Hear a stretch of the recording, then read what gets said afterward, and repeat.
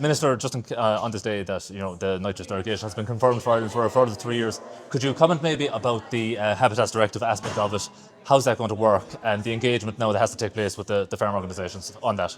Yes, Charles. Well, look, first of all, this is a fantastic day for Irish agriculture. It's a huge sigh of relief for our derogation farmers and for other farmers who live beside derogation farmers and were worried about land availability into the future and beyond. We now have certainty, and the unanimous decision of that committee in Brussels today is something we're really happy with, because that wasn't guaranteed that it would be unanimous, but it is a really clear sign that the negotiation process we've gone through, which was lengthy and detailed, has come now to a solution that member states, we were able to manage to convince them that this is the right outcome for us because our farming system is different. It does require us to address the Habitats Directive in more detail. That's something the Commission flagged with us back in June. We had to agree to addressing the Habitats Directive in more detail to get into the detailed negotiations of the autumn. So that's a commitment after consulting with the farm organisations and industry that I signed up to in August. And we spent the autumn negotiating with the Commission as to what that conditionality and what that would look like and what that process would look like.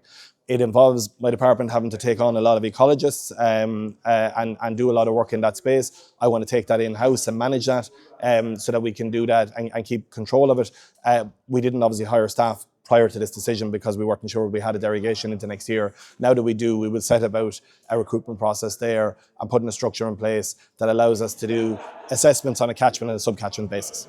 And that probably, Minister, I think it's fair to say, despite the good news, that probably will be a fairly onerous undertaking.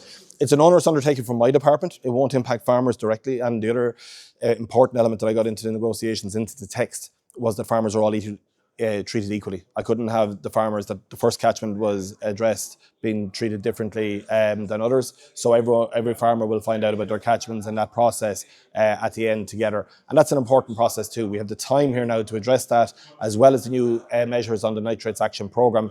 And we have the certainty to manage out that time in the future and continue our engagement with the Commission beyond that.